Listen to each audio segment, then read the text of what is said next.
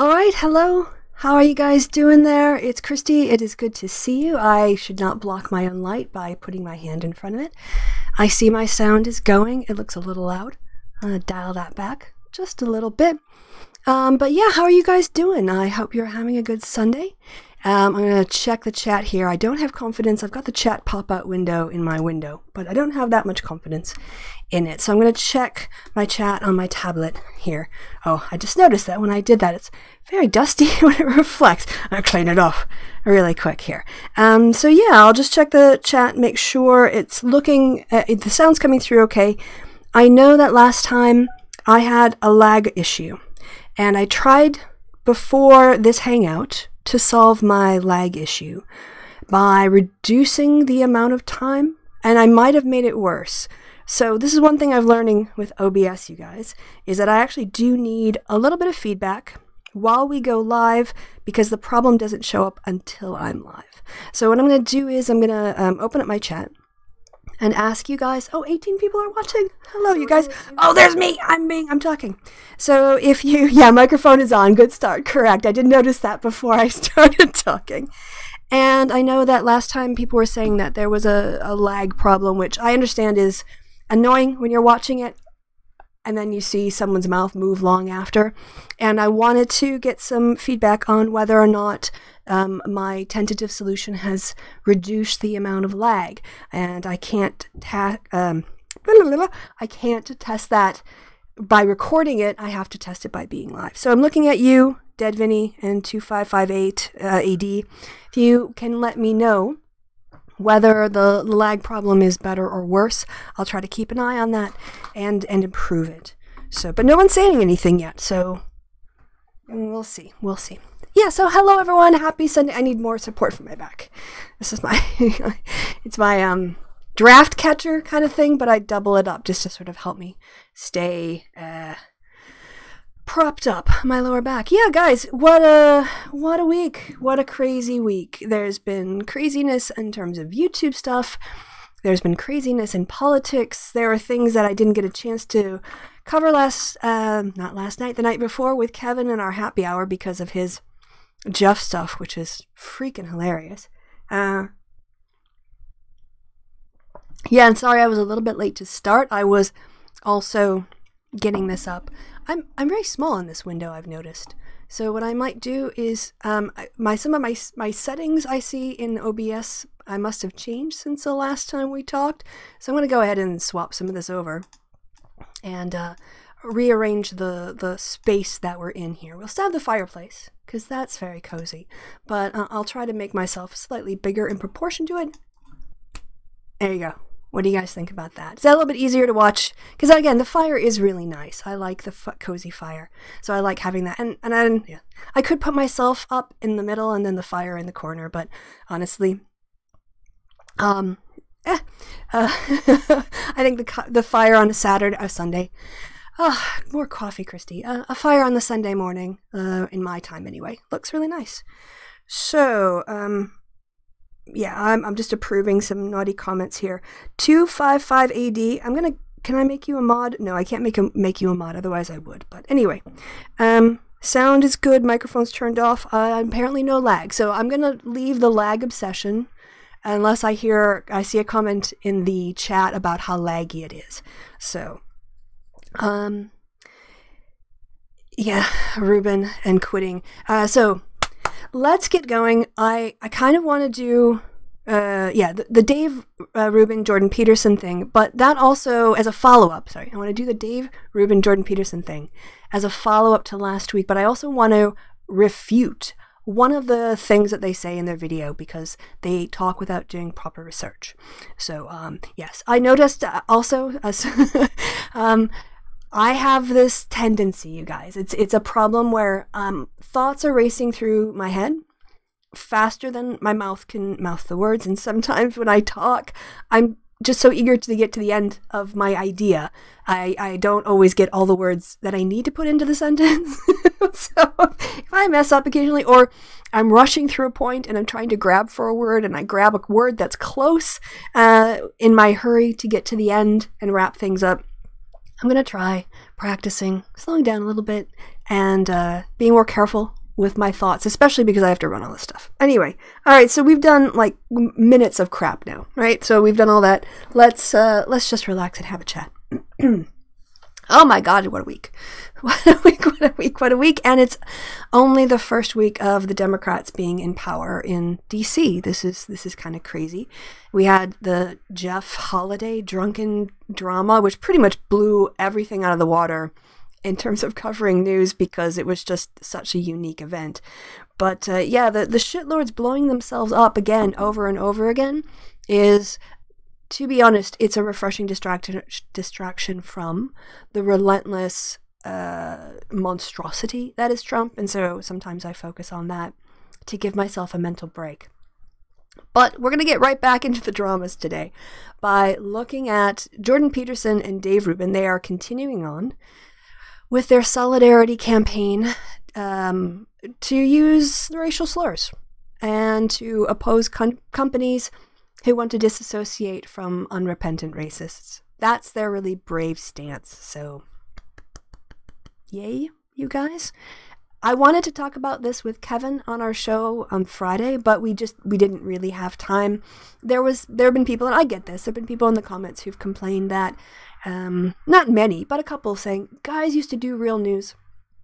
And I agree, and that's why I wanted to bring up something that I missed here, but I'm hoping, God, I'm really just free associating today. I need to make bullet points on a piece of paper of the things I'm going to talk about. I'm going to talk about this because I didn't have a chance to cover it in Kevin's hangout on Friday night. And it's important. I want to keep up with this story. And also because that the happy hour seems to, it is a politics show and it's a current events show, but it's also an entertainment show. And so we'll bring politics up, but it's always going to have a bit of a comedic spin to it because people are there to be entertained. And so I felt like this year, what seems to be the most natural thing for me to do, considering my work duties are going to be increasing over this year, is to have this as a regular Sunday show. So my New Year's resolution for 2019 is to, at least 50 weeks out of this year, have a Sunday live show like this, or do maybe a pre-recorded show that I'll put up on Sundays if I'm traveling or out of town. But I think that that's probably the best way for me to consistently produce content over the next 12 months. Sunday is my quiet day. When I'm not out brunching with my friends, I can't, or if I went to brunch earlier or later than this airing of the show, then I can always go and do that. But it gives me a chance to have a specific date where I can talk about things, and also it gives me a flexibility of I can have an hour-long show, I can have a 2-hour-long show, and maybe even as we go forward, as I get more comfortable with Skype and the other technologies, maybe I'll be able to keep a 30-minute section or something where people can call in. So, are you not entertained? All right. I'm just checking again your comments for the quality, and no one's complaining about the lag. So I'm just going to assume it's fixed and move on. So that is my 2019 schedule. I can commit to you guys that I will do happy hours as and when Kevin and I have something to make fun of or to commiserate over or to react to YouTube-wise. And in terms of my original content, I will commit to doing a weekly show, mostly on a Sunday, and hopefully increase the participation as time goes by. And maybe by doing it a little bit longer, if it drifts into like a 2-hour show, 2.5-hour show, 3. But then some people in the United States might actually wake up and be able to join us as well. All right. Well, all that housekeeping out of the way, I've been nattering on for almost 15 minutes, and we've done no actual content. So let's try this out. This is also, can I show you guys? Yes, I guess I can. Before we start, one more thing. Before we go to Jordan Peterson and Dave Rubin, I want to thank my patrons. You guys are helping improve. I know it doesn't look like it's been improved quality, but in the last couple of months, I really have been able to get the equipment I need to do better content quality for you guys because of my patrons. So I pointed out before this mic stand situation. One, it really helps. It keeps me consistent. I've got the pop filter. This was purchased by the funds from my patrons. Also, the camera stuff that you're looking at, it's set up on like this holder. That unit and the light over here, the top light, that was funded by my patrons. I mean, it was 30 euros, but it makes a big difference. And then if you listen to the Friday show with Kevin, you'll notice I really tried my best to get new speakers. Before I had 2 individual speakers, and I was literally, you guys, like holding them or pointing the mic, like trying to get the audio in a good way, because if you just stick it back here, that's not where the mic picks up. So you got to turn it in the front, and then Kevin would want to talk, and I'd have to turn it down, all very complicated. But post-Christmas sales, there was also an external speaker which with much better bass and a much better sound quality. That is also a single unit that I can lift up. Or actually, with this one, I only have to point the mic in the direction of this speaker, and it's so good. It sometimes is louder than me, and it also has a really nice bass sound, so it counters the tinniness that usually comes across in those re-recordings of an audio. I think actually last time I can turn the bass down a little bit more. So anyway, when I'm doing it, I basically now point this speaker and I move the mic so that, like, you guys can't see, but basically it's much easier to do it seated. I can move my mic back and forth between myself and the external speaker rather than trying to move it all together. So you guys are freaking awesome. Thank you so much. And yeah, it was on sale. Normally that speaker went for like 135 euros, and it was on sale for 82. Now, I honestly, I spent more than my patrons gave me, but that's okay. I can contribute to it too. But it makes such a difference. All right. Yeah, and I get to keep mine because I don't use racial slurs. Can I just say it's hilarious, people who are coming up to me after this whole Sargon thing? Since we're talking about the Dave Rubin, we might as well segue. Thank you very much, 255 AD. Can I just call you like 250, 255? Is that right? Because that's a lot to say, 255 AD. So can I just call you 255? People who are saying, oh, one day it's going to be you. Patreon is going to come for the progressives and the liberals, and they're going to cut off your funds, and aren't you scared? And I'm like, well, I don't use racist slurs, and I don't verbally try. If I verbally try to wound people, it's on points they make, not parts of their personality. So no, not scared. No, not scared at all. But they seem to be convinced that just because one unrepentant racist got kicked off of Patreon, that they're coming for us all next, which is just not the case. All right. The optical illusion of the artwork behind me. Yeah, let's, I'll just tilt my camera a little bit. Can I brag a little? I made that. I'm not like, okay, I used a pattern. I used a quilting pattern, but it's called a window frame quilt or a windowsill quilt, something like that. And yeah, the purpose of it is to create almost like you're looking through a window. So when quilters do that, a lot of times they'll use things that almost look like a landscape to fill. So you have the windowsill, which is the pink, sort of that catches the light, and then the contrast is the purple, and that would be sort of like the shade. And then looking through the window, you would have the blue bits here, and maybe you could have like a landscape, like green pastures or whatever. But thank you very much. Yeah, I made that just a long time ago now. And if you like that, I would really recommend you search for stained glass quilting. Stained glass quilting is phenomenal. It pretty much tries to mimic the effects of a stained glass window. So you get really nice dark black borders around areas, and then color inside, like color panels inside. And you can sculpt out, tulips through this and make it look like a window. It's a stained glass window, but with fabric. It's really pretty. And I just want to say, in terms of that, I like those kind of crafty arts. When I was doing it and putting it together, it really made me feel a sort of connection. And now, of course, I was doing it on an electric sewing machine, so I could just, quilt all the way along. But women who crafted this kind of artwork in the past, it's quilts like this that were made by average women across, like in the colonial times in the States. These weren't preserved in museums. women's artwork doesn't tend to be preserved. The traditions around it tend to be preserved, but in terms of like the creation of clothing or the creation of quilts and other things, that doesn't get preserved as art the way that men's arts gets to be preserved. And so I sort of can participate. I was able to participate in that sort of craft history by doing it. All right. Anyway, getting on with it. Should we yell at some dumb people now? Okay. Where do we even start? We're just going to let these guys talk. And I'm not going to do the whole thing. It's a 30-minute talk, but I am going to get at least as far as them having a moan about this women's march, and then I'm going to refute and rebut their points. So let's hope I got the audio desktop a little bit lower, and usually at -5 dB, so we'll see how that goes. Turn myself up a little bit relative to that. All right, let's just hear what the guys have to say. Oh, you know what would help? How about if I actually transition to the right screen? Ooh, now I see, sadly though, I have to move myself a little bit because I am a little too close to the screen now. So actually I might just do the other one. I'm going to fix that one, then I'll do this one. There we go. There's me.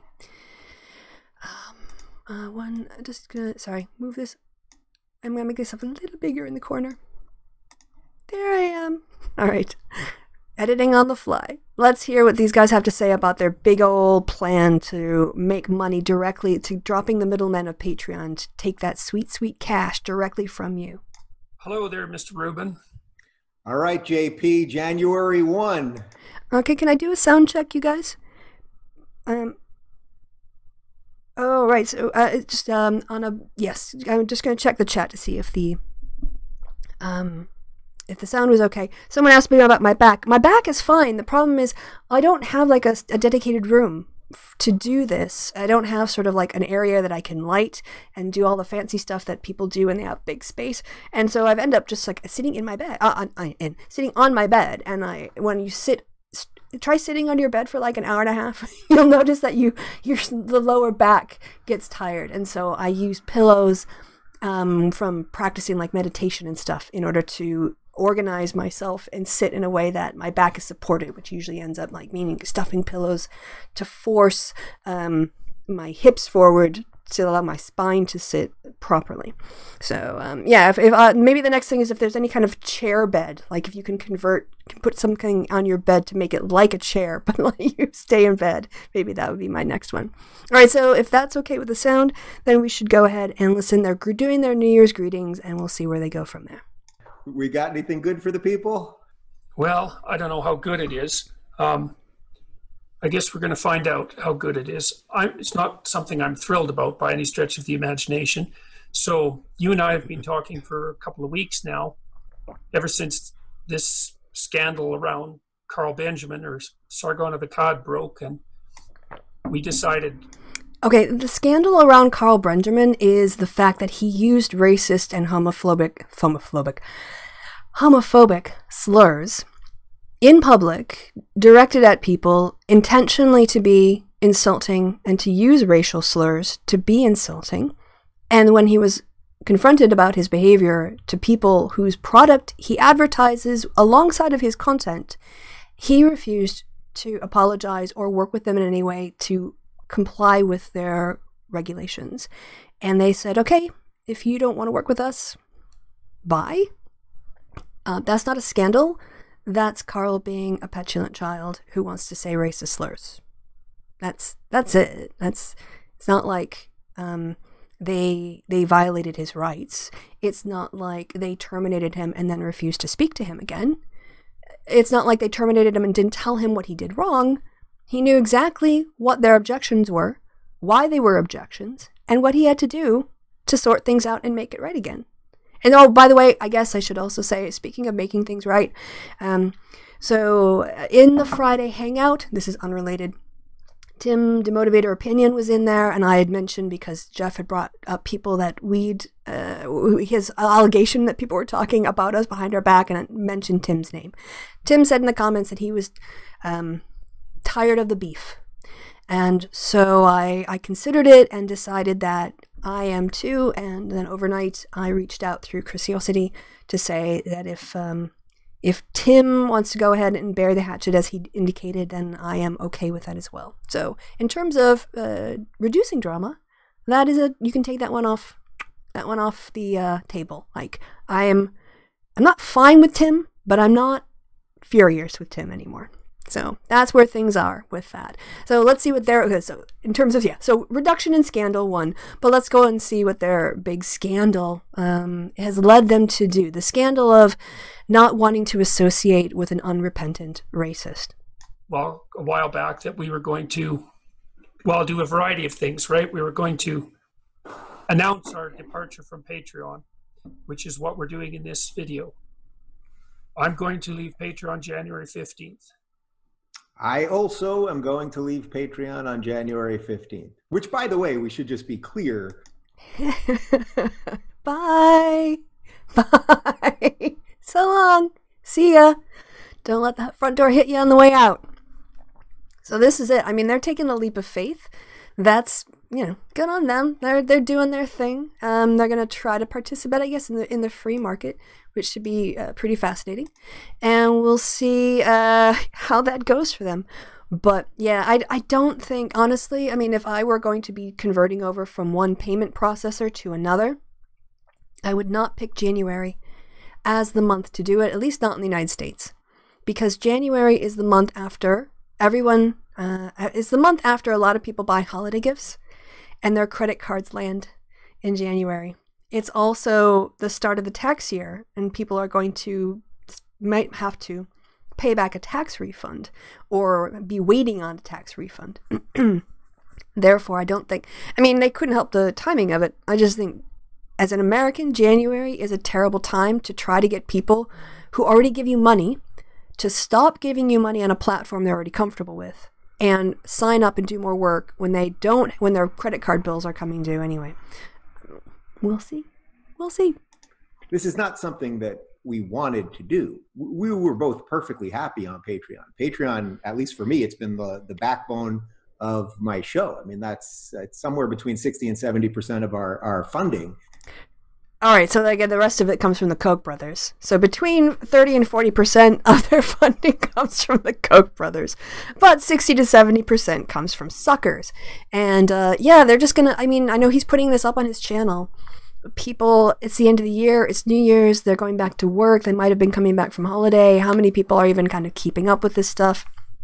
I personally would not want to move off of Patreon until I had a place for my people to go, like my subscribers. I don't have, I don't, but it just seems that this date is because the day ends in 5 or a 0 rather than because it's tactical in terms of the timing to allow a good crossover between subscriptions. That's just me though. Is through Patreon. So this is not something we wanted to do. I know we're going to talk about a whole bunch of things in this recording, but that New York Times article that came out, the implication was, oh, we're doing this for money. It's like, yeah, obviously you're doing this for money. Like, why do you even say that's a questionable conclusion? Especially as you're going to see, he's going to say, oh, we're going to cut out the middleman. We don't need the middleman. Well, what does the middleman take? Your money. So obviously you're doing it for the money, you creep.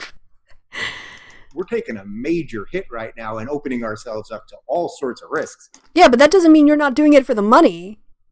These things don't follow. You're saying, oh, we're quitting Patreon because we're not doing it for the money. We're taking a big risk, but we're taking a big risk to take out the middleman so we can get 100% or more, not 100, more than 100%, but we can get more than Patreon is going to give us. We're going to get more money. So yeah. You're doing it for the money. So I'm going ahead and doing that because I believe we can do something better. We've got to figure out exactly what that is, and that's what we're working on. But so we can say two things. I'd also like to thank the Patreon people for what they did in the past, because they provided me with a tremendous amount of, or the opportunity to generate a tremendous amount of financial support at a time I really. Basically, he's saying, look, you gave me a bunch of money when I needed it. You set it all up. It's all good. I really, really, really appreciate it. But now I can see where I can make even more money if I leave you behind. So, toodles. Needed it. And so I'm not happy in the least with what has happened. I have thought about it a lot, and he's thought about it a lot, and it's really important that unrepentant racists are forced to, companies are forced to work with unrepentant racists rather than exercising their free speech under the U.S. law. Apparently, Jordan Peterson is privileging forcing people to associate with racists than free speech. Just gonna point that out. Believe that given Patreon's proclivity to censor and the reasons that they're doing it, especially as I've looked more and more deeply into the reasons, particularly with regards to my discovery of the website Change the Terms, I've become increasingly convinced that it's unethical to continue. What he really thinks is unethical is working with corporations who want to, what does it say here? To stop what? Certain groups from spreading hate, fear, and abusive behavior. Yeah, that's really threatening to Jordan Peterson, I guess. White supremacists are using online platform for hate, and he really wants to protect that? Is that, I mean, I didn't pick this image. He brought up Change the Terms.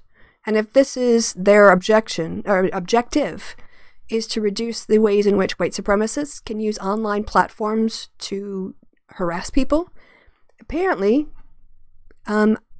is Jordan Peterson saying he's siding with the white supremacists here by siding against those who want to protect people from online harassment? I'm just asking, I'm just asking questions here. I'm just asking questions. My association with the company. And I also agree, Jack Conte said in that New York Times article, trying to justify, say, Sam Harris's departure and our threatened departure, that it was motivated primarily by financial gain. And no, he didn't. No, he never named y'all. He never named you. He didn't say anything like, oh, Jordan Peterson's coming after me. No. The problem with the New York Times article is that I don't subscribe to the New York Times. And so every time you open it up, you use one of the 10 articles a month. But from my recollection, actually, I might have it on my phone. All he said was like, yeah, people want to do that. That's fine. I welcome the competition. Welcoming the competition is actually saying, it's not what Peterson characterized it as. I'm going to look to see if I can find the actual quote, because I do know I took screenshots of the New York Times article, but I don't know, even if I took, it would take forever to find. So let's just go on with it. Like, look, I've got nothing against financial gain. Mm-hmm. I've said that from the beginning. Of course you don't. I mean, seriously, why do you do it? You're not doing this to help men. You're doing this to make money and spread your ideology, so it perpetuates beyond your own lifetime, and that men's, your ideas that the women who agitate for their own emancipation are the ones who want the most brutal male domination based on your effed up notions of Freudian psychology that's been debunked. Freud in that way is not falsifiable. Freudian psychoanalysis is interesting, but it's not scientific. You can't measure an id. You can't measure an unconscious desire. So just gonna put that out there. And if things that I'm doing generate an honest amount of money that I can put to reasonable use, then so much the better. But this is a major financial blow. I'm using the Patreon money. I wonder what they cut out. Like, what kind of tangent? What kind of 30-minute tangent did Peterson go on? They had to edit him down to make him sound coherent. Maybe that's not what happened. Money for a variety of reasons, most particularly to support this educational endeavor that I've talked to people about, right? Our attempt to build an online education system. And so, it's a major hit. Yeah, and of course, just to be clear, it's like when we're doing my show, I mean, I don't have to tell everybody about YouTube demonetization, but for example, my show a week or two ago with Imam Tawhidi was demonetized by the algorithm, then demonetized further after manual review by a human. So it's Patreon, it's the supporters, the individual people that allow us to go ahead and do more of these controversial, so to speak, episodes. Okay, let's break that down a little bit. Yeah, okay, I'm gonna remind you guys. Sorry, I'm gonna touch the screen because Kevin has sent me a message on Facebook Messenger, and so every time I look up at my my camera, my phone camera, which is what I'm using to do this stream. Every time I look over my phone camera, there's a picture of Kevin dressed up as a king on my phone. And I guess it tells me where the camera is, so maybe I'll just leave it up there. But, oh dang it, now the point I was going to make. What were they saying? Oh yeah, he's talking about YouTube demonetization.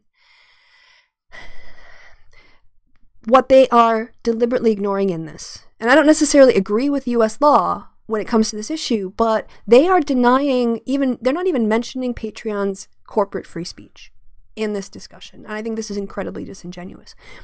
I'm not a lawyer, but according to YouTuber law, if you guys remember me mentioning that his video before, he made a video reviewing, is it section 226 of the Communications Act, something like that, section something of the Communications Act, and I'm sorry, my leg's going to sleep, so I have to shift myself.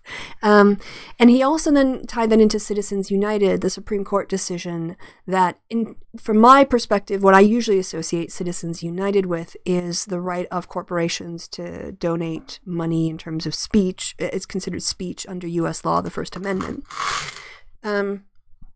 And this notion of corporations having not only legal status and some constitutional rights as a legal person, but also having First Amendment rights was a big change. I think it was a biggest, right, kind of a change to U.S. law or perspective, at least expanded the notions of what corporate personhood rights would be, and not from a legal perspective, I'm saying from a personal perspective. That was my impression of it.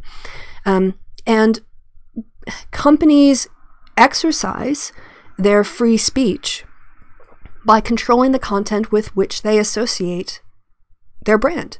This is how the publishing side, the communications control, because as the video points out, when it was like 1960s or 1970s, they decided to, there was a court case about censorship and who is going to monitor and regulate content that is published. And there were some legal battles, and it ended up being decided that the person who could not do it was the government. Because of the First Amendment, the government itself can't regulate what companies put up online. Therefore, that power of regulation devolved to the companies themselves. And it's now seen post-Citizens United that a corporation demonetizing content, monetizing content, changing its rating systems, having a flagging procedure, taking content down, expelling content creators, all of that activity that has to do with the kinds of content that gets put up on that platform is considered the company's free speech. So what they're really complaining about here, when you just really get down to it and you don't use their deceptive language, you actually boil down the arguments. What they're saying is they oppose Patreon's free speech rights to associate its brand with content that's not racist, and that it's more important that Carl Benjamin's racist statements are forced upon Patreon to protect his free speech rights. So they're not free speech advocates. They're not, because they're not actually debating the tension between corporate free speech rights and individual free speech rights. And Carl's not even a citizen of the United States.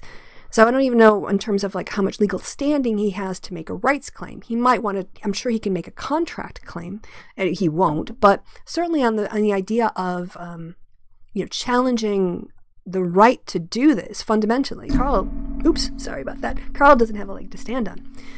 So just debunking them. Remember, they're ignoring corporate free speech rights as a topic. They are.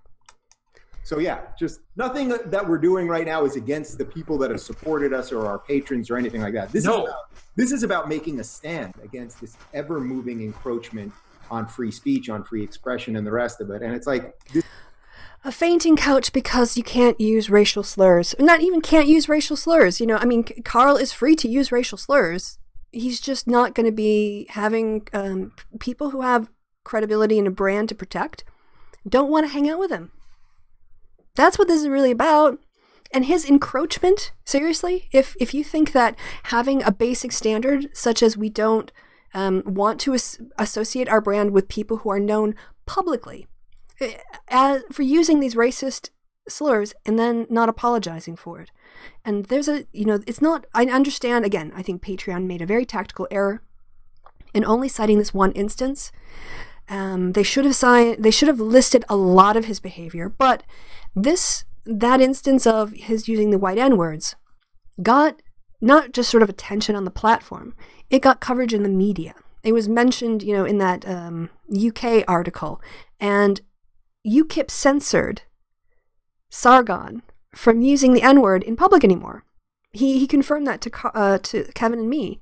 He can't even say the N-word if he wanted to because UKIP censored him, and they'll boot him out if he does use it. So he's willing to censor himself. He's willing to be censored by a political party that doesn't pay him money, but he won't censor himself for the company that gives him $12,000 a month on principal. I guess that's a really expensive principal, Carl. I wonder how that's going to work out for you. This is one that we just feel is the right one to make the move on. This is the one, yes.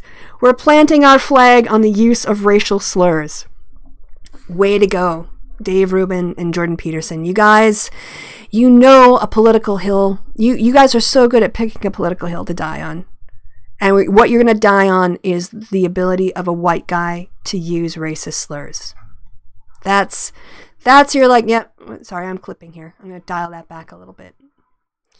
So that should be a little bit better, I think. I'm not clipping anymore.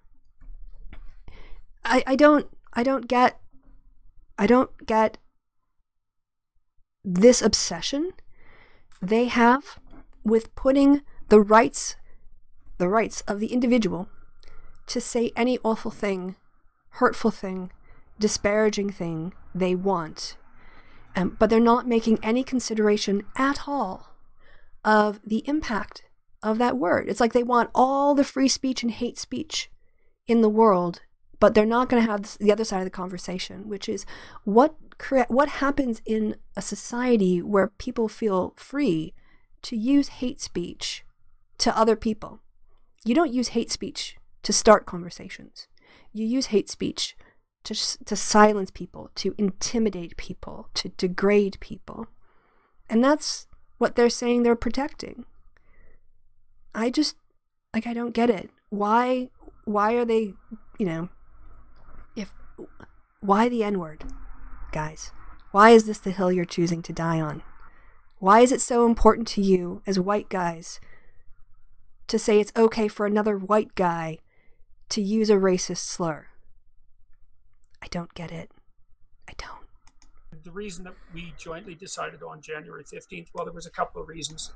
The first was that we thought that we might have something approximating an alternative potentially available for preliminary launch at that date, although we've decided to delay that because the user interface needs work. Because that's the other thing, right, is that there needs perhaps to be a replacement for Patreon if that's a possibility.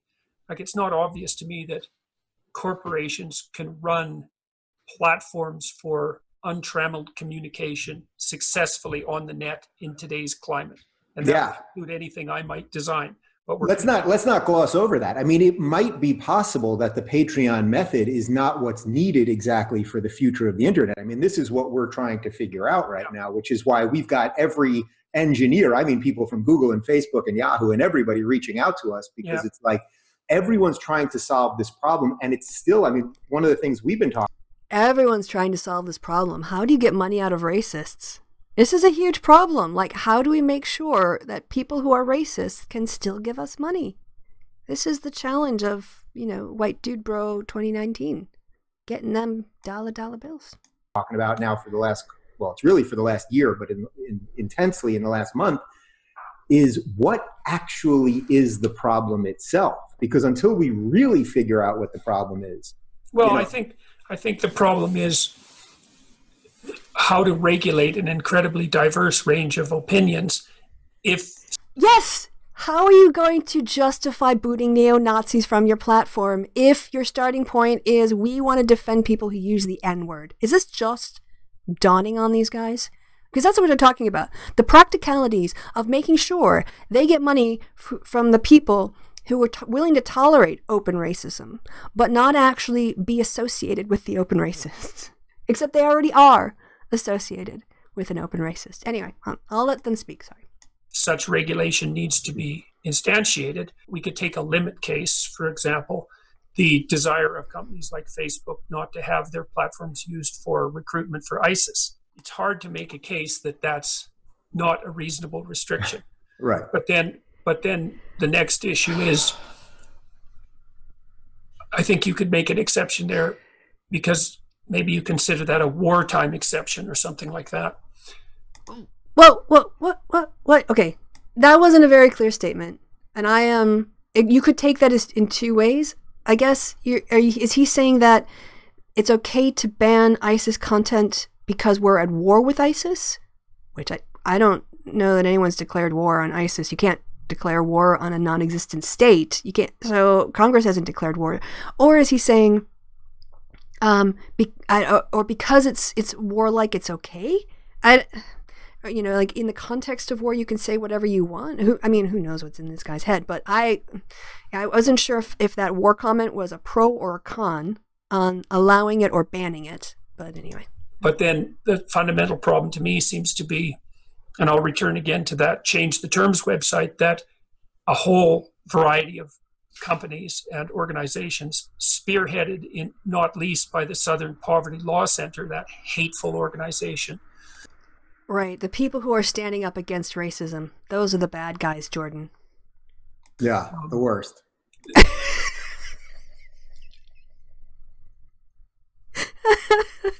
Wow.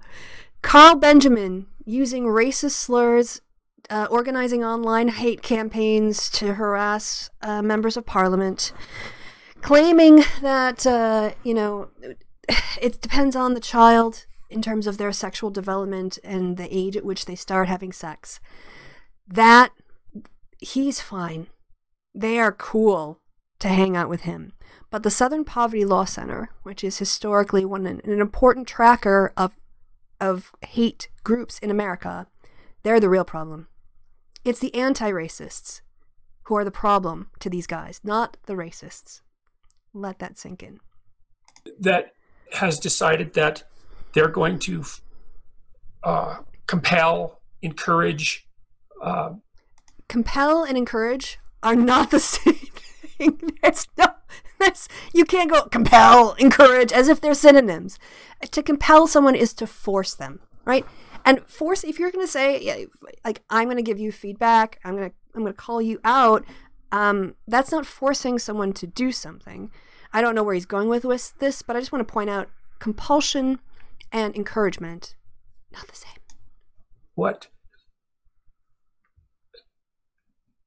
Defame, perhaps, companies that don't band together to regulate what they see as hate speech. Yeah. The real problem is that we don't have enough hate speech, you guys. The real problem is companies that are worried that their brand is going to be tainted and that they're not going to be considered a product that people who are African American or Hispanic American or people who are white like me who don't want to support companies that support racism. We're the problem, according to Jordan Peterson. Southern Poverty Law Center is the problem. Companies that don't want to associate with racists, with unrepentant racists. They are the problem. Am I the only one who's hearing this? I don't think I'm unique. I know they're in their bubble. And their bubble is, how can we make sure that my free speech rights are expanded to the point where I can say anything without consequence and make money for it? That is the only thing I hear. Like, there's nothing outside of the right to say things. There's nothing about the accountability of speech from these guys. And this is where the moving line is the key part of this, because you could. And I'm just going to point out, because they've moved beyond it, they kind of went, grrr. But yeah, if they're going to say, yeah, we're going to justify banning terrorism or terrorist speech on our money-making platform because we don't want incitement to violence associated with our services, how are you going to justify turning down neo-Nazis who preach hate and race wars? Oh, they're not being serious? Is it going to be the Jeff Holiday argument of, when people are out there doing their 1488 and throwing their Hitler salutes, that's cartoon, that's not real. It's people who are, criticizing and engaging, they're the real problem, or whatever else. Patreon, The people who are trying to disassociate their brand from racism. They're the real problem. You can see the reaction. It's not even just, like status quo protection. These are people who want to roll back all of the civil rights gains we've made and basically open the floodgates to any kind of protection of and financing of any kind of racist hate speech garbage that people want to put out there, no matter what the consequences are, no matter what it leads to. They don't want any accountability for their words. They just want to be able to monetize their words. And that's not a fair balance in a society. It's not. You can always find the most fringe cases. You can always find ISIS on one side and, the most fringe KKK, white supremacist group, or whatever you want to call it, on the other side. Wait. ISIS and the KKK are both far right because they're both reactionary. Oh my God, this guy's an idiot. Wow, is he dumb?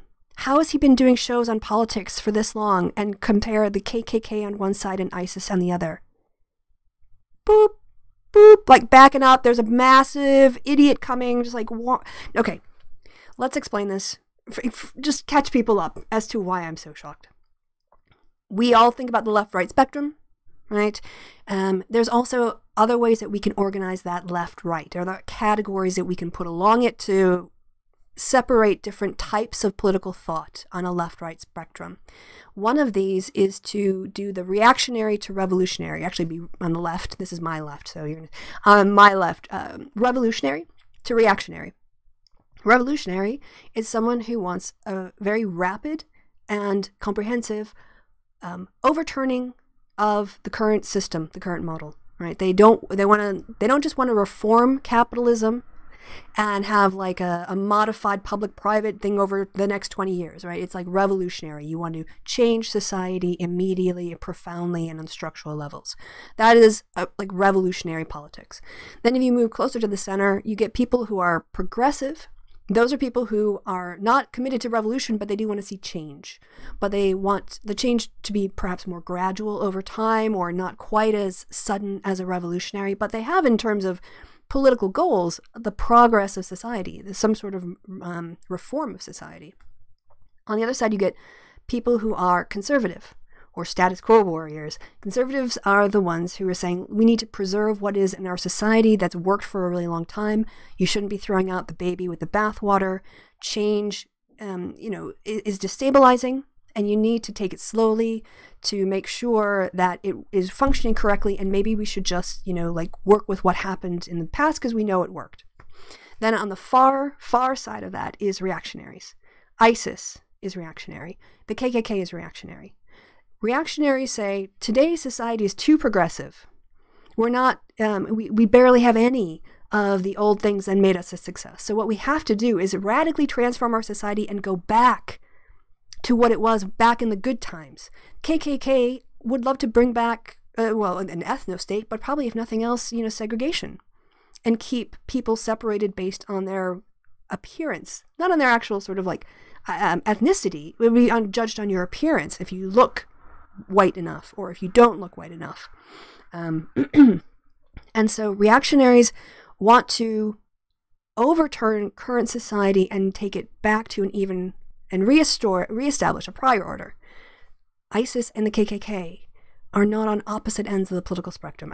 I'm explaining how profoundly dumb Dave Rubin's comment was and how it exemplifies his lack of understanding of the topics upon which he is speaking.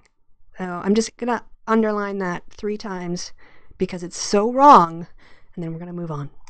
But let's not forget, Southern Poverty Law Center, they've written things about you, they've written things about me, Ayan Hersey Ali and Majid Nawaz and Sam Harris and Douglas Murray. People have criticized you. Oh my gosh, David, Rubin, Jordan, they've used their free speech rights, but they didn't call you racial slurs, did they? They didn't use homophobic slurs, did they? They didn't organize a whole bunch of people to come over and harass you, did they? So, if they're using their free speech, and your platform is all about free speech, what are you complaining about? And a litany of other good... Majid sued them to and actually won.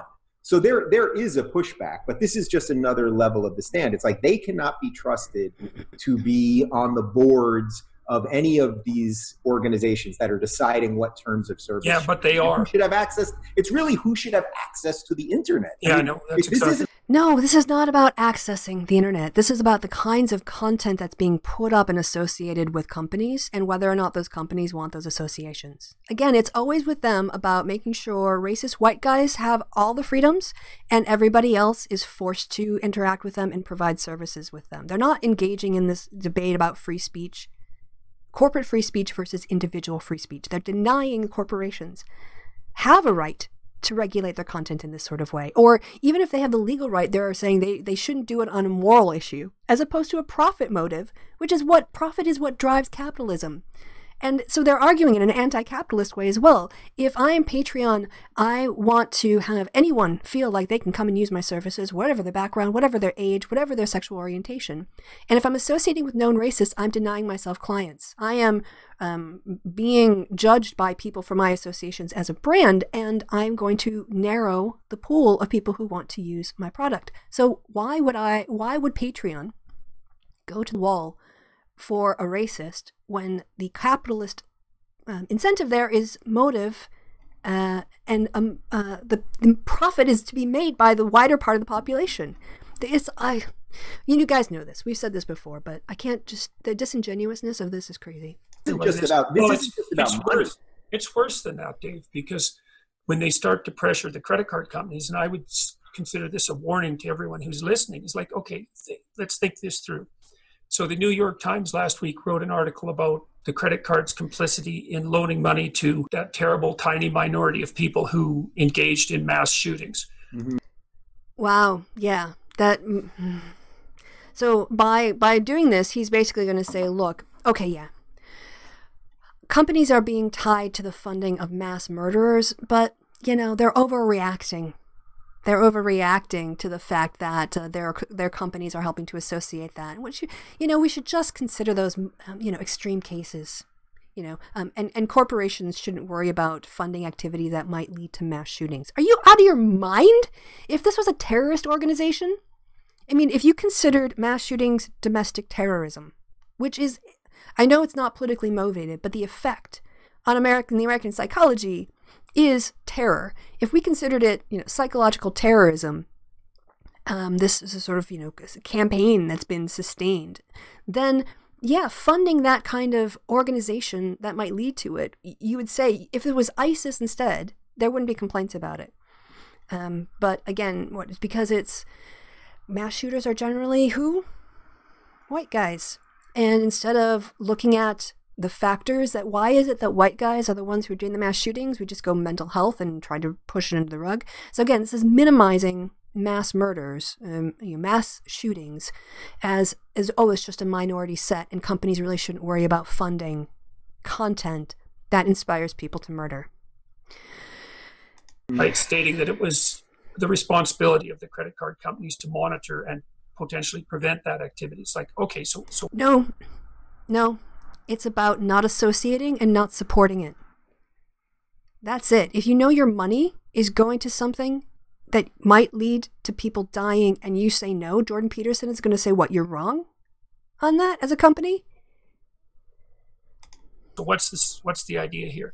The idea is that the companies to whom we have entrusted our monetary system, in large parts, that would be the credit card companies, now get to review our spending patterns to determine if what we purchase is in accordance with what they regard as morally acceptable.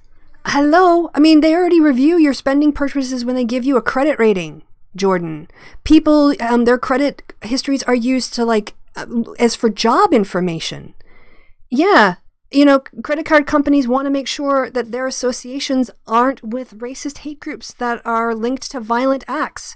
And you act like this is wrong for companies to want to not be associated with these immoral things.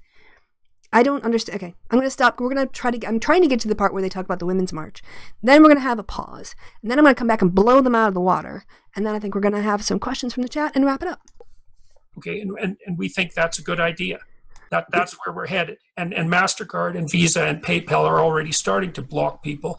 Like MasterCard was instrumental in blocking Spencer. Robert Spencer, right? It's Robert Spencer, not Richard Spencer. Yes, it's its best-selling author. And the guy who runs Jihad Watch, MasterCard, required Patreon to deplatform him. And just to be very clear, they sent out a tweet, which everyone can find. I'm shocked that they haven't deleted it yet, where they said that they used this word, which I think is the key to the whole thing. They said that they unfortunately had to delete his page. Wow, these guys are really nitpicking. They're going through old tweets and going through the wording of it. When, yeah, I mean, this is the reality that they're having a hard time dealing with.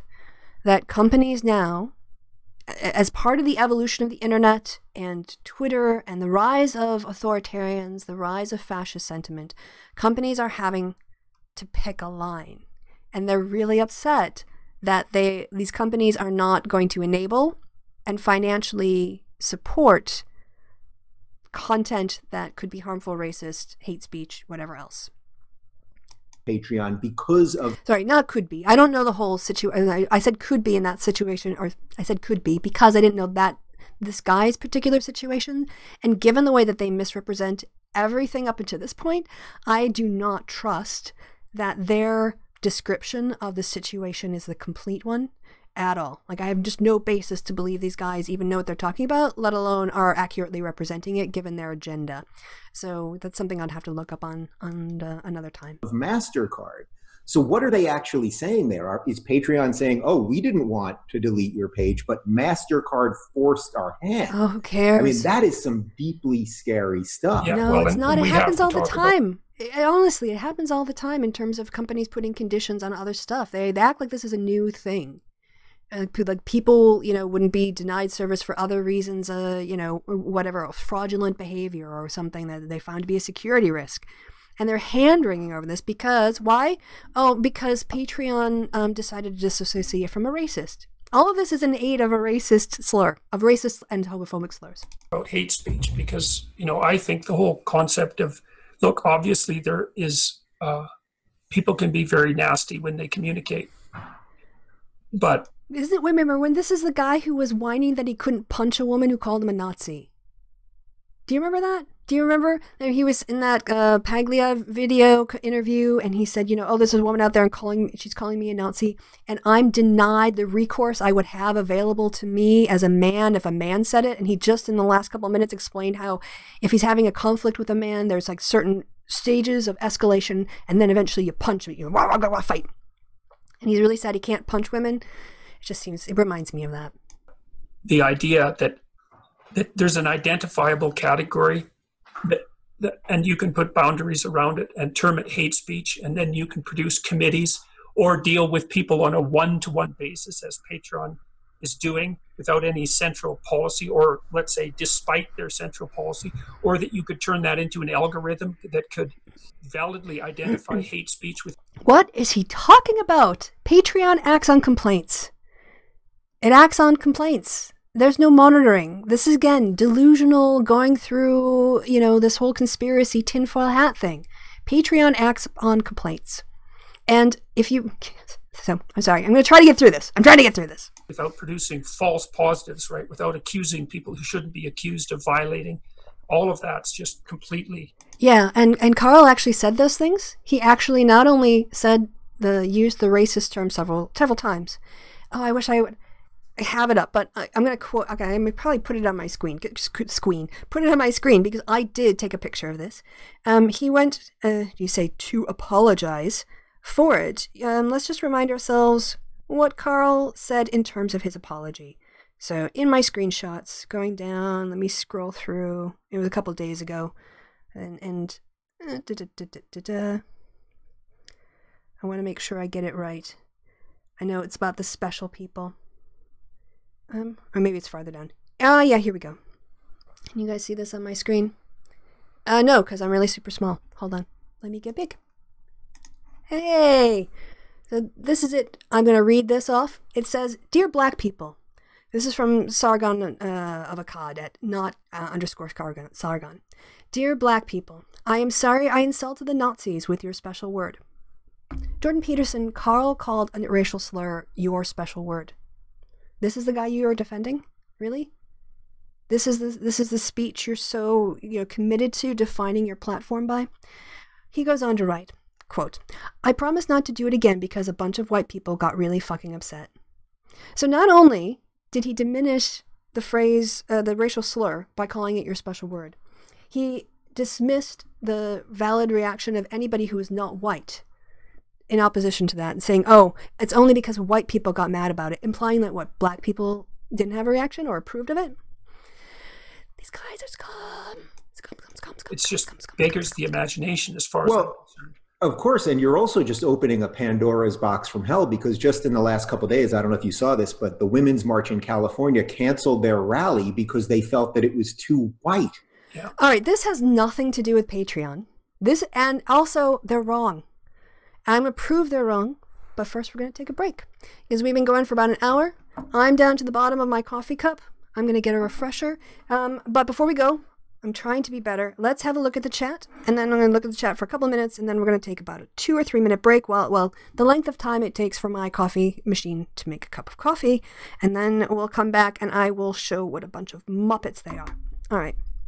Now, I saw Bruce, or somebody earlier, had asked the question. I didn't want to interrupt at the time, but what was the beef between Tim and myself? The beef was, Tim had violated my confidence by talking about private conversations in the past, and I forgave him for it. And then 2 years later, he did it again by talking about private conversations and violating my confidence and a whole bunch of other people's confidence. And I was just like, I'm done with it. I'm freaking done with it. I forgave you for this once, and you're stabbing me in the back again. Also, he had a problem with something that I did, and instead of coming to me, he just talked behind my back about me for days before I figured it out. And I thought that was really shitty behavior. And friends don't do that to each other. If I had a problem, I made a mistake recently when I was watching something on my tablet. And if you go, you pick it up and you move it around from room to room, I'd accidentally liked a video I hadn't intended to like. Two friends of mine came to me and said, hey, did you know that this happened? This isn't a good look for you. And I went, oh my God, I did not mean to do that. I'm going to delete that right now because I don't want to promote that content. That is absolutely not my intention. Thank you for letting me know. So just talk to people, especially if you have a relationship with them. I get if you don't, you might talk about them, but if you have a problem with something your friend's done, don't run around talking about them behind their back. And Tim did that with me, did that with Bearing Cab, of all people, to me, and then with David Sherratt and Renting Feminist. So, but I'm putting it behind. I don't trust him. I won't confide in him, but I'm also not going to actively block him. All right. Anna asks, Kristi, are you implying Peterson doesn't understand consent? Good one. Yes. Sorry, the war on terror. I think we're talking about what war we're declaring. I'm not even 6 minutes in. I know. Let's see, a culture war, shtick.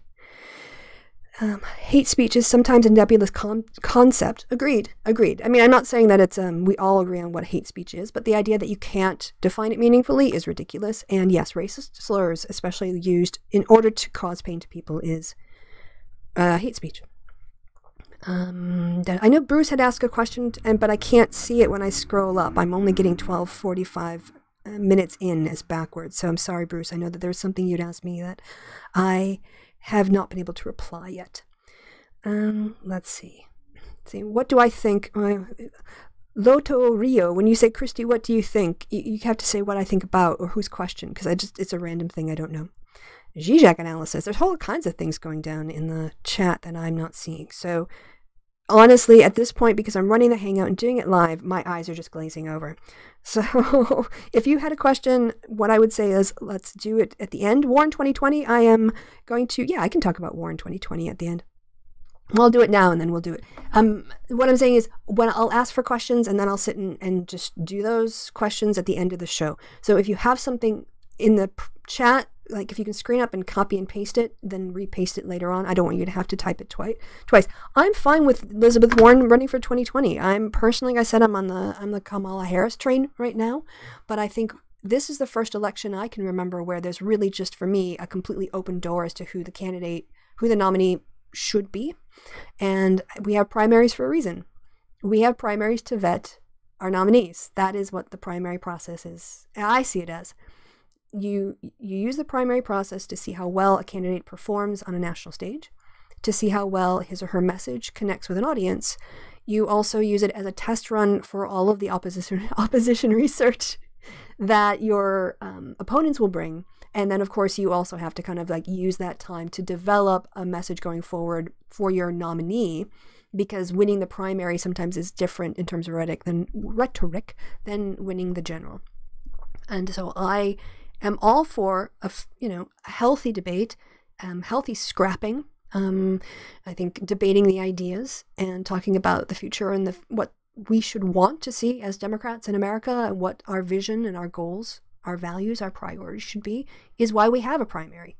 And I think that after the primary, and when we have our nominee, then the important thing is to come together, because first we're Americans, and then in politics, we're Democrat or Republican or something else. And so we have to unite as Americans and as a party behind our nominee, whoever that is. So that's my take on that.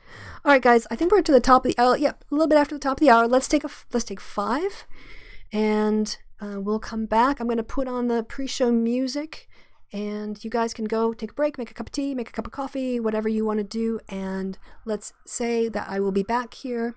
I don't think I need 5 minutes, actually. Let's say 4 minutes, and that would put us at 15 minutes past the hour. So I'll see you guys in a few minutes. Bye. I'm going to come back, but yeah, bye till then.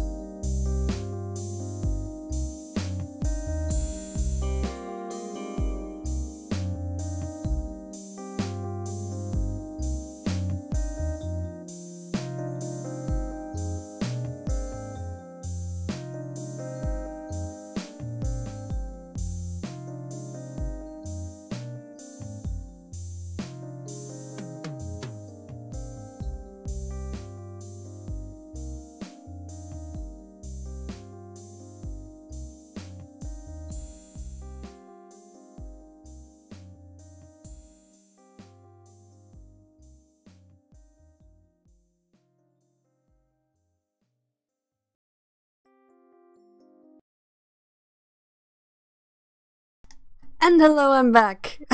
This time I remembered to unmute myself.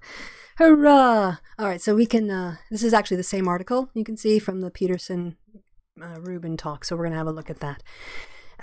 Yes, and I'm actually on time. I was worried I was going to be late, but because once again I didn't have enough filtered coffee, or sorry, filtered water for my coffee prepared, and I had to filter some water before I could make a fresh cup. But it did not. It took approximately the amount of time I predicted, so I was able to come back in a punctual manner. Ich bin sehr pünktlich. Ich bin heute pünktlich. Today I'm on time. Yes. Sorry, I'm going to clear my throat, and I don't want you guys to have to listen to that. All right, done. Okay. Now, you would think that if a guy who is supposed to be is supposedly a political commentator, and a guy who is supposed to be a professor and does his research, would not spread misinformation or incomplete information or propagandize an event simply because they failed to read to the end of the article, right? Well, as we saw, they have this sort of, they react to this headline and interpret it in a very dumb way. They interpret it in the way of conservative reactionary white men who want to strawman progressives and white allies. That's their agenda, and that's what they try to do. So they gave the impression that a parade was canceled like punitively because it was the participants were overwhelmingly white. Like, white people are punishing ourselves for being white. That's not what happened. And I want to get this out there because you'll probably hear about this and have this thrown into your face about how marches are there. People are self-canceling marches and censoring themselves because there's too many white people. Not what happened. So let's look. A women's march group is canceling its January rally because its participants would be overwhelmingly white. So this is about a participation issue, right? So let's see. So it's also, I should say, took place in Eureka, California. Eureka, California, when I looked it up on Wikipedia, has a population of approximately 27,000 people. And it is majority white. It's like overwhelmingly white in this part of California. I think it actually says here, shows that the county is 74% non-Hispanic white. So they have a very small amount of minority, a smaller minority population than a bigger city. So this explains, in part, not wholly, but they have more white people to draw on. And what they said was, in their own statement, I'm going to read this and then I'm going to tell you what I hear out of it, because Dave Rubin and Jordan Peterson don't give equal time to the people who actually canceled the march to explain themselves. Peterson and Rubin interpret for the group their motives, and they're wrong. So the group says, up to this point, the participants have been overwhelmingly white, lacking representation from several perspectives in this community. Now, in regards to that, yes, it mentions being white, but it does say several perspectives from our community. So it's implying that it's not a very representative group that is participating in what is supposed to be a women's march rally, and women's marches are inclusive of communities and issues. So their remit was to be inclusive. Their participation was not demonstrating that inclusivity. Instead of pushing forward with crucial voices absent, the organizing team will take more time for outreach. The Eureka group, which does not appear to be an official California chapter of the Women's March, said it was exploring holding an event in March to celebrate International Women's Day, and it encouraged local supporters to attend a separate celebration on Martin Luther King Jr. Day on the 21st of January. Quote, our goal is that planning will continue and we will be successful in creating an event which will build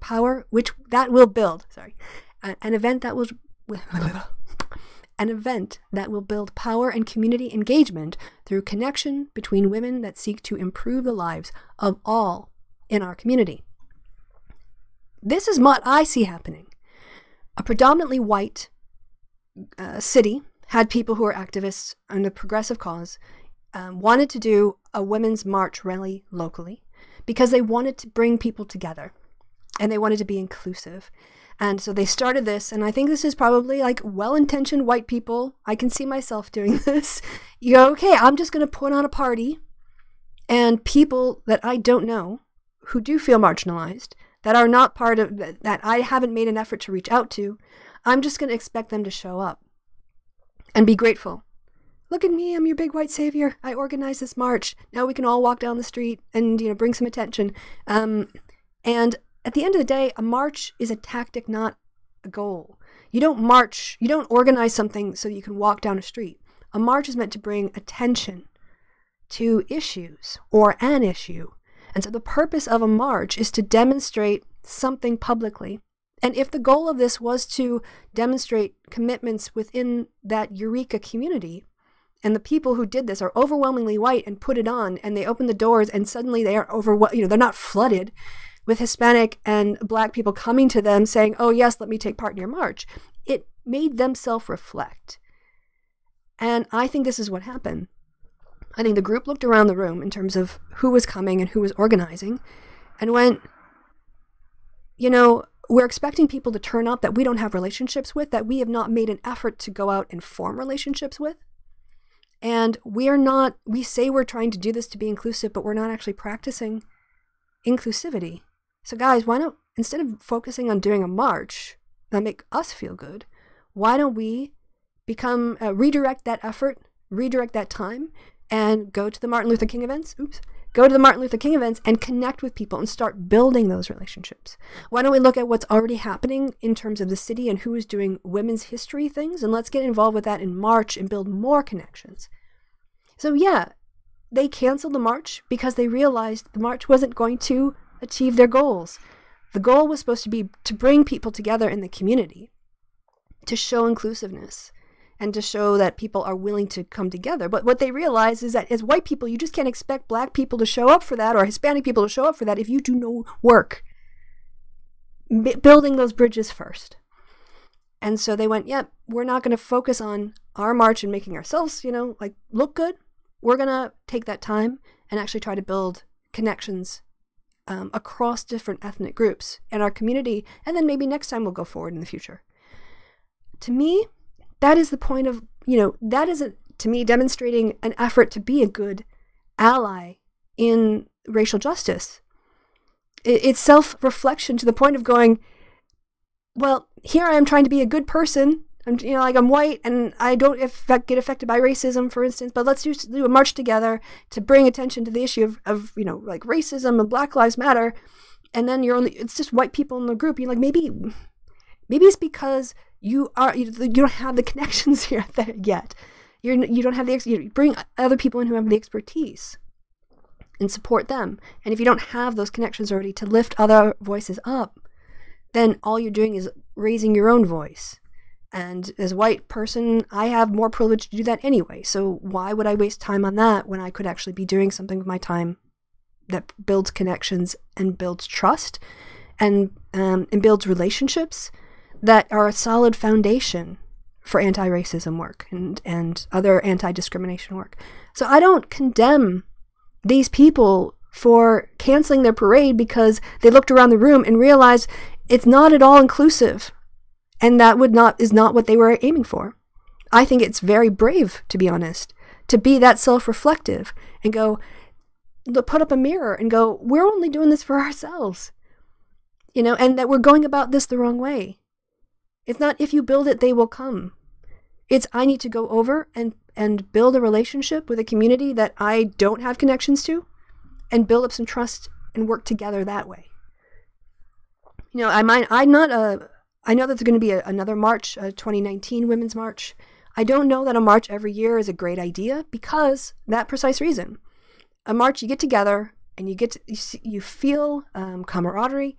You see the number of people around. I'm thinking of the Women's March in particular who agree with you. You see that you're not alone in how you feel and what you want to express. It gets a lot of media attention. It focuses people's mind on whatever, those issues or that moment, but then it goes away. Marches don't solve problems. A march will never solve a problem in and of itself. A march gets attention to the problem so you can work on it. And in a lot of ways, I'd kind of wish they do, not have it on election years, like have a local organizing theme 2019, and then in 2020 have a women's march. But anyway, I just needed to debunk that shit, because I read the same article that they put up there, and I got it completely... Here, look, this is right? In a Monday news release, the organizers acknowledged their leadership is currently majority white and said the decision was made to ensure that the people most impacted by the systems of oppression have an opportunity to participate in planning. Oh my goodness, how horrible. Peterson, Rubin, you're morons. Right? They say, we failed to have the type of collaboration needed to be inclusive of some of the most underrepresented voices in our community, namely women of color and people who are gender nonconforming, the statement said. And then they quoted at length, our intention with this march is to effect real social change by raising the voices of all women within our community. We recognize the majority of our current leadership team is white, and planning for this event has been centered around our experiences. We are attempting to make things right by taking this time to create a more balanced leadership team. Our goal moving forward is to ensure the voices of women of color are heard and centered when we come together for the furtherance of rights and protections of women. Throughout history, women of color have proven over and over again to be some of the most vulnerable populations, from the suffering of enslaved black women in early gynecological experiments to the current epidemic of missing and murdered indigenous women across the nation and beyond. Having their voices go unheard can be a matter of life and death, and it is imperative that a safe community is created for everyone. And Jordan Peterson and Dave Rubin mocked that. They mocked that, but they defended an unrepentant racist. I'm going to support the decision of these marchers, and I'm going to support the decision of Patreon not to associate with unrepentant racists. And if that puts me on the opposite side of an ideological divide between me and Jordan Peterson and Dave Rubin and Sam Harris, I can sleep at night. I'll be able to sleep just fine. All right, so we've been going for an hour and a half. I'm going to assume that you will want to have a bit of a chit-chat, a chinwag, as it were. So if you want to, I'm going to scroll up, see if I can see anything with a question mark. We'll try. Yeah, I'm looking at, looking at one of my browser windows here to see if it will show up. Let me see if the browser capture. Oh, there's the chat. The only thing about showing you the chat is, hold on. Can I do that? And that? Yeah. Okay. Yeah, I can do that. You guys can read that. I still can't read that because it's too small on my screen. So I'm going to use the one dab for us. All right. Okay. Well, okay. I heard about the old school dab that if you're going to dab, you got to you can't just slam your head like you're doing against the door. You got to come in on into it like ba-da-da. So dabbing. All right. Okay. I'm going to go back to minute. Well, it says 13:26, which doesn't seem too long ago. But is my sound still okay? I just moved my mic down so I could see my pad. My pad. Right. That's going to get clipped. My tablet. All right. So we had some person who was all over the place. So troll problems. Okay. Yeah, I did your dab. Did I do it wrong? Do you have to have, do you do that? I forget where the arm goes with a dab, how much, you get with that. Question. Hey, 255. You tend to go for more centrist candidates. Is that pragmatism? Do you think centrists are more electable, or do you actually believe in that politics? Thank you for asking that question, because I wanted to bring this up earlier. I do tend to go for centrist because of tactics.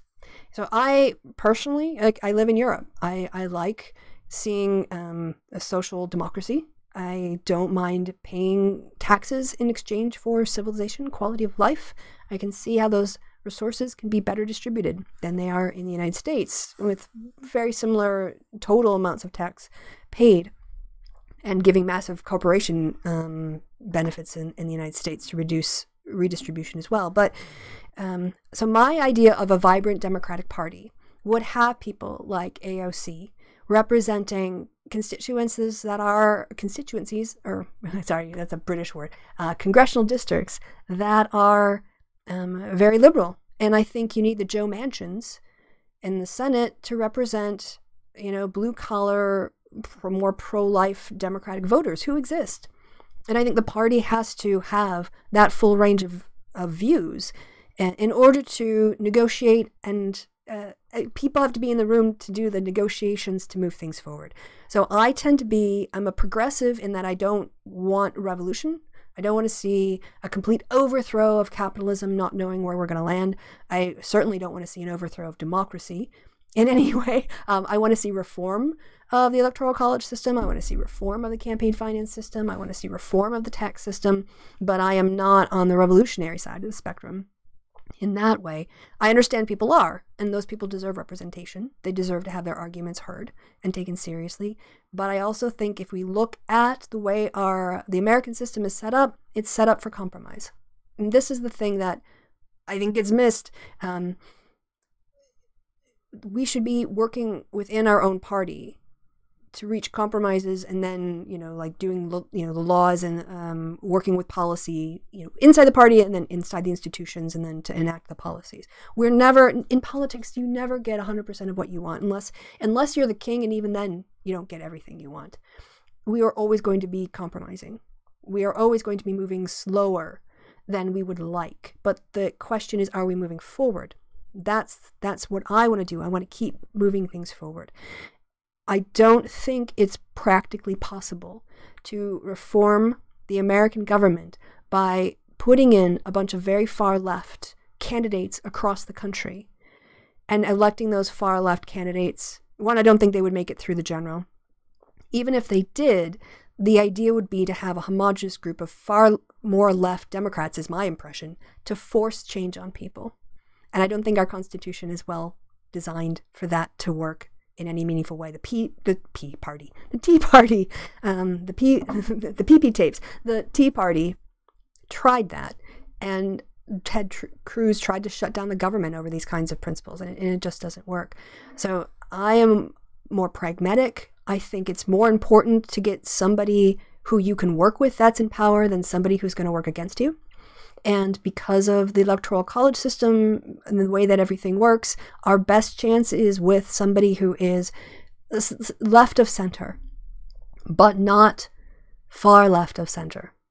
I don't see, maybe someday that person will come along, but and maybe it'll be this cycle. Who knows? I might be proven wrong. But I welcome the AOCs into the party, and I think that their presence is really important and vital, and their voices need to be heard. I'm happy to work with people who are farther to the left of me, but if Ocasio-Cortez is going to be if she wants to be efficacious in Congress, then she's going to have to learn a bit more about the tactics. And with her green plan, it was a great PR piece and everything else, but in terms of getting the sign-off from Nancy Pelosi gave her part of what she wanted by assigning those issues to an environmental committee that has someone who's kind of favorable to her position on it. But she's not going to kind of,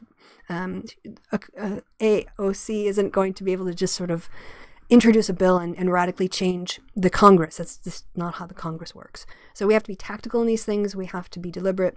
And I think people also have to realize that you're going to get part of what you want. You're always going to be disappointed, but that you can always go back for another bite at the apple in the next session and try to keep moving things forward. That's a really long answer, but no, I don't. So yeah, I tend to be pragmatic because I want Democrats to win, and I would rather have a slightly more centrist Democrat in than Republicans. Doesn't the pull of the extreme right wing resituate the center? I don't. All right. You can have very loud people on the right. I think it depends on measurement. The question is, people who are voting for Republicans, let's say Tea Party people, who went on to support Donald Trump because he said racist things, did he really make him any more racist? Did he move them to the right, or did he just make it more acceptable for them to show how right they were, or be more open about it? In which case, there's no moving window. There's just a permission thing going on there. Like people feel more, it's more permitted to say their true feelings. And so I don't know that I'm very skeptical measurement wise of the concept of the Overton window. I haven't seen any studies that properly operationalize it in a way that you could track public sentiment over time causally in a way that you say, okay, because of Rush Limbaugh, this caused that to happen. If you look at it, if anything, the demographics are going in the opposite direction.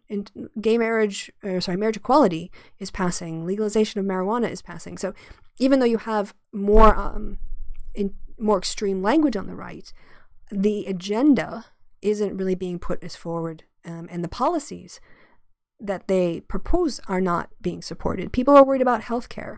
People are worried about their employment situation. They're not thinking about the Overton window. So it's a concept I know gets thrown around a lot online. It's not a concept I've ever seen mentioned or operationalized or put into a model of analyzing political attitudes at a conference. Now, maybe some work on that's changed in the last couple of years. Maybe in America, somebody's done some research. But again, it was a concept come up that was invented by somebody who's at a think tank, and it's not a published concept that I'm familiar with. The Pea Party. Yeah, the Pea Party instead of the Tea Party. Hey, Wisconsinite. How you doing, Marcy? I actually had a cousin in town recently. He's doing a year abroad. There's like a second cousin. You know how it goes. Like a second cousin, and he was comparing life in Germany to life in Wisconsin, and he's really enjoying it here for the year that he's been abroad. And that makes me really happy, but he is going to go back to Wisconsin to eat cheese curds. Take the money out of politics. I completely agree. I mean, if I had my druthers, I would copy the British system. The British system, I think, is very sensible, and it doesn't eliminate corporate influence, but it certainly reduces the quid pro quo nature of campaigns. In the UK, every party has a cap on how much they can spend per constituency. Let's just say that based on population size, whatever else, they've calculated that a party is able to spend £250,000 per constituency. So that would be the max amount you could spend to do advertising and campaigning in that area. One of the reasons that they can limit that is because all parties that get over a certain threshold in the last election are guaranteed television time. And the most expensive thing that a campaign ever buys, ever, all the money that's raised, most of it goes to campaign advertising on television and radio, less so, but online and social media, which is actually pretty cheap compared to television. But buying primetime spots, buying advertisement in the news hours, that is where campaigns spend their money, because that's where people are looking and paying attention, and they want that 30 seconds of their attention in between, the local sports and the weather. And by eliminating Britain, they don't have any advocacy groups. There's no private groups. There's no Citizens for Tax Fairness. There's no Planned Parenthood ads. There are no ads. It's illegal. It is illegal for anyone, I'm pretty sure about this, it's illegal for anyone who is not the campaign to do an organized paid campaign like on behalf of a party. The parties get to control their message 100%. And they're given television time to reduce their costs. They're given a maximum that they can spend in the constituencies, so it levels it out. And I think they get some, I don't know if they get money for that, or I don't know, the public financing. But just imagine American elections where the only ads you'd see are let's say 4 or 5 ads that are given out to the campaigns by the television and network cable stations. And there's like 4 or 5 of them throughout the campaign that they would get, let's say, their ads. And that was it. You wouldn't have all of these campaign ads everywhere. Wouldn't it be nice? What do I make of Jeremy Corbyn? I think I'm disappointed he's not leading on. I brought this up with Kevin. I'm disappointed, honestly, in Jeremy Corbyn. He seems to be more of an old school lefty than a new school lefty. He's still more of a Trotskyist kind of, that sort of version of the labor movement back in the 70s is my impression. I think he has missed an opportunity to lead on Remain. And I know that Kevin is of the opinion that his hands are bound because of the referendum, but you can always run another referendum. And I mean, he would probably not do as bad a job as Theresa May. But at the moment, it's not like he's not my working class hero. He's not like he's not sort of like the shiny new thing. I think he would probably, I don't know how he would do. We'll have to see. But I'm not like hugely in Corbyn's corner. I know there's some issues of anti-Semitism going around the background, and that might be exaggerated. But also where this, the smoke, there's fire. So. Where's Kevin? Kevin, I assume, is at home. I do a solo show. We don't always do everything together. So that's to answer that question. Maybe he's watching. Who knows? Why do you want pro-life people to have representation? Aren't there things that shouldn't bow down to popular vote? Well, in terms of pro-life Democrats, just because they're wrong doesn't mean they don't deserve representation. So there's two things. One is, it is, if a population has anti-abortion, let me say, because I don't think it's pro-life. I don't think Peter King, who claims to be pro-life, is actually pro-life when he votes to restrict abortion, but then excuses the deaths of 2 children in U.S. detention centers because they're both from Guatemala. And we've had 2 children from Guatemala die in U.S. custody in the last 2 or 3 weeks. This is morally unacceptable. But what was the question again? Oh, right. So if you have a Democratic majority in the Senate, you can have Joe Manchin be an anti-choice. I don't even know if he's anti-choice. But let's say a hypothetical anti-choice Democrat. You're not going to get anti-choice legislation through. So they're able to have their views and have that heard, but it's not going to be efficacious. Whereas if you vote for a Republican who's pro-choice, it doesn't matter how pro-choice that Republican is, he or she is or isn't, you're never going to get anything except anti-choice legislation out of a Republican-controlled legislature. And so for me, the first win is stopping the anti-choice legislation. And then if anti-choice Democrats want to talk about it, then yeah, you can do the negotiations and you can talk, whatever else. There are reasonable restrictions on abortion. I think, in the 7th, 8th, and 9th months, there's a balancing act of interest between the state's interest and the woman's interest when it comes to post-viability, right? There's a reason why there's very liberal abortion access, or there should be, in the first 12 to 16 weeks, and then it gets increasingly restrictive. And we're also bumping up against a physical barrier of viability or not, and also the 20th week is when the amniocentesis results come back, and parents can learn if there are any massive genetic deformations or even terminal illnesses that might present after birth. So, okay, let's see. So that's why. I don't want to silence people, like Democrats. They can have their opinions. It's just about the overall policies. And I'm like, okay. Hey, Anna, you finally caught a stream. Welcome. There's always mutability at play, like Americans used to believe Blackstone's ratio. Okay, the rights were sacred. Any other questions, by the way, you guys? I take a pie tin with a face painted on it over Theresa May? Yeah, fair enough. I'm not going to argue that point. I'm not going to defend Theresa May. She was handed a terrible situation. I don't know that anyone could have done better. I think other people could have done worse, but it is what it is. Would I be against abortion if we had the tech to make the fetus viable at any stage of development? You mean sort of do a Scotty beam me out into a virtual womb, as it were? Well, who's going to pay for that? That's I think that kind of hypothetical when we reach that point. I know that because of medicine viability, our ability, the ability to do NATO intensive care units has improved. However, if you can't breathe oxygen at this point, that is a viability issue, and no amount of technology was going to change that. So, wages been stagnant. You guys are having your own kind of conversation, but at least you don't have Boris Johnson in charge in the UK. Oh my gosh, Bojo, that guy would be a nightmare. Before Trump, I thought that the biggest buffoon in politics would have been Bojo. But, oh my God, can you imagine those two together? Between the hair and the bumbling. Oh, man. I mean, the comedy value would be amazing, but policies would be terrifying. All right. So y'all are not to have any particular questions, I see. Or Jacob Rees-Mogg, yes, very much so. All right, guys.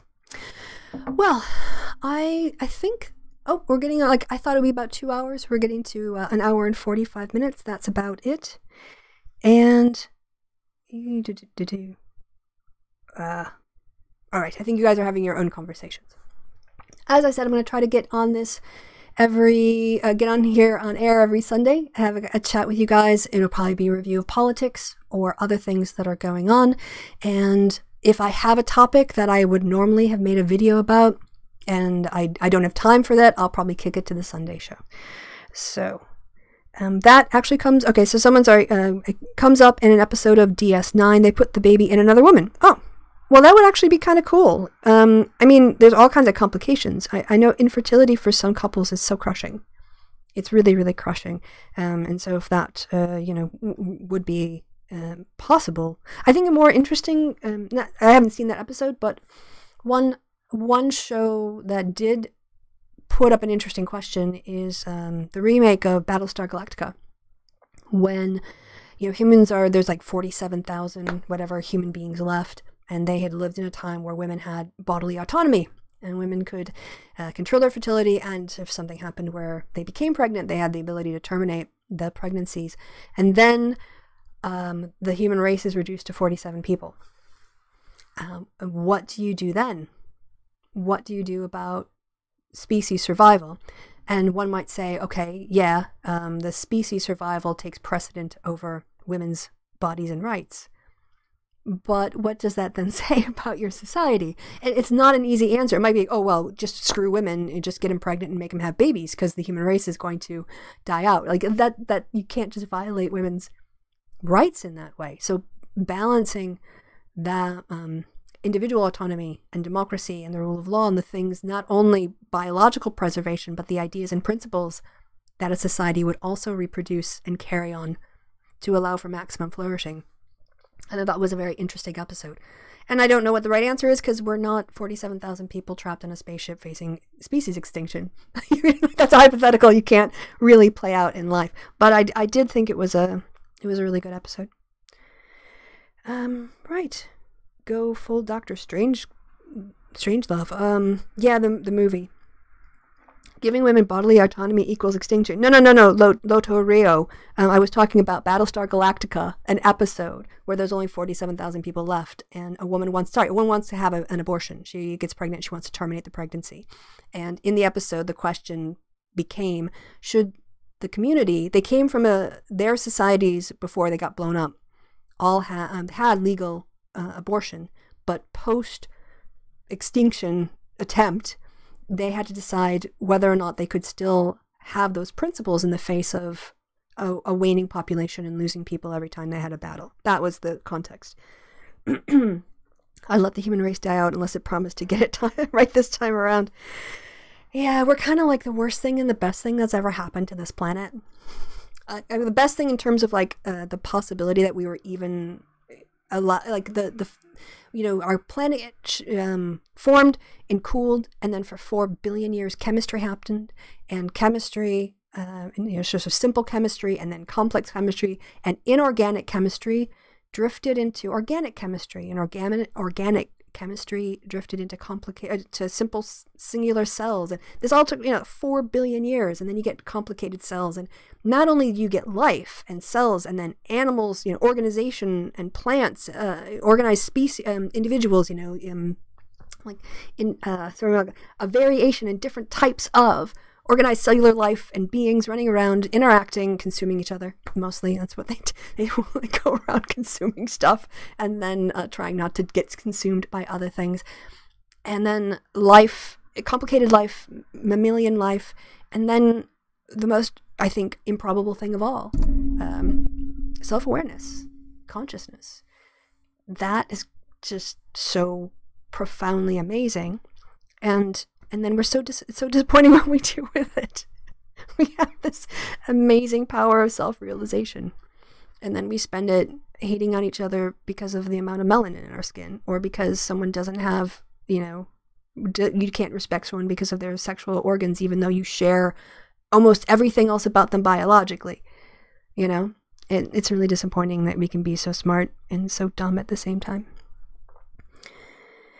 I'm not an anti-natalist. Am I opposed? I don't oppose birth.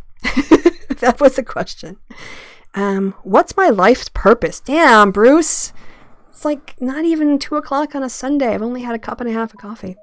As an atheist, I would say, because I don't believe in life after death, I have to leave an impression, a footprint now. And career-wise, my footprint or impression that will outlive me is my study that I founded and the data that's already been produced, and that I've made a contribution in my field. I'm actually kind of proud of this. I've gone into the field to capture a particularly interesting time in British history, from 2010 with the start of the Cameron coalition government. So we captured the first coalition government in a couple decades. And then the build up to the Scottish referendum, we were in the field after that. And then there was the Brexit referendum, and we were in the field, I think, before and after that. And then the process of Brexit and the crisis in where Britain's place in the world and its EU relationships. And I've been documenting regular people's reactions to that as we go through, and I'm actually kind of proud. I think that for historians might be valuable one day. In terms of my personal life, I've been, in the last 6 to 7 months especially, I've had this boost in people who have come up to thank me for putting up content that initially they didn't like or respect, but over time, as they become exposed to more arguments and they've had time to think about it, or they've reflected on their prior views, they've come back and reevaluated my content, and they appreciate it now more. And they're learning things from what I have to say, or they're understanding them in a way different from the presentation that Carl and Anti-Feminist put up there. That actually feels like I'm making a real change. Like I'm doing something that is having an impact, and it's not I can't make a video and promise to change somebody's mind. What I can do is put out my content and hope people interact with it, and it causes them to think or reflect or take something from a new perspective. And if that seed is planted and then they grow it, the growing of it and the work is theirs, even if the seed of it is mine. And I want to try to plant more seeds by breaking down bad information that's out there about feminism and women. For instance, this Eureka Women's March issue. They've completely misrepresented what the goals and aims of the group were when they canceled the march. And they hijacked them for stupid propaganda based on a stereotype and a straw man, not based on the actual data. And if I can be on here and debunk that, and show that there's a sincerity behind that and people respect the sincerity, then I feel like I'm doing my job. If I explain rape culture, people who tell me that they didn't understand rape culture as a concept, and then they listened to a podcast that I did with Ina, like on Polite Conversations, or they watched my video and it really, oh my gosh, okay, yeah, that's a rape culture. That means a lot to me. And I don't expect everyone to agree with the concept of rape culture. My wish is that we would just get the basic concept right. Like, we can have a discussion about rape culture, but let's talk about the right thing. And rape culture isn't everything in a society tells you it's okay to rape. No, that's not rape culture. So my career-wise, I've already sort of achieved my purpose in that way, and I'm still publishing, and I just got something published this week in Sage Methods Research about so yeah, that's all fine. But now on YouTube, I do feel like I want to basically put up a real person who's a feminist, who's not a stereotype. So sorry, I really give long answers, you guys. My apologies for that. Do I think the UK will lose Scotland? Scottish independence has been with I think there's been a core of people who wanted independence for Scotland since the Union, back in the Enlightenment period when they came together. So that spirit won't go away, and if the parliamentary system as it's set up, the Westminster system as it's currently set up, is tilted incredibly toward the English voting preferences. And I understand if Scottish people feel like they get better representation out of Holyrood because it represents a slightly more left perspective than the southern sort of English more conservatives, and they just see conservative government after conservative government. Yeah, I can see that continuing, driving them away. I would not. I mean, I actually kind of supported their leaving because of Scotland needs immigration more than England does. It has a lot of labor shortages that immigration helps them deal with. It's very pro-EU. In that way, people tend to be more happy with the EU than in the southern parts, and so but I don't know that there's going to be any referendum in the next couple of years, because honestly, I think people are getting really fed up of politics. They had a fight over the AV referendum on voting forms, like the voting structure in Britain, and then they had the Scottish independence referendum in 2014, and then they had the Brexit referendum. They've had 2 elections in between, including a snap election. Now they might have possibly a people's referendum and probably another general election that has to take place before 2020. I don't see anything on a Scottish referendum even getting close to moving forward until all of that settles down. Okay, I'm going to be wrapping it up here because it's getting to the end of the hour. Love to see an independent Scotland. Left is kind of shit at naming concepts. Yeah, the concept of rape culture is not well described by the phrase rape culture.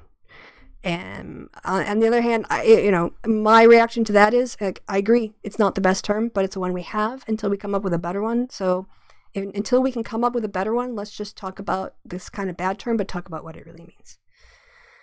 All right, I think we're gonna head out, guys. So thank you for this Sunday chat. It's been very nice. I hope you've enjoyed it. I will be seeing you guys next Sunday, unless I tell you I'm not. So I guess all that's left to be said then is that I have been Kristi. You've been awesome. Thank you so much for your time and attention, for hanging out, and I will see you all again very soon. I'm trying to do an extra 2 minutes, but we're not going to get to the top of the hour and make it perfect 2 minutes. That's fine. Okay. Until probably another happy hour. I'll see you guys later. Have a good week. And also belated Happy New Year's to anyone that I didn't say Happy New Year's to before at the start of the show. So my bad on that. I'll see you guys again really soon. Bye-bye.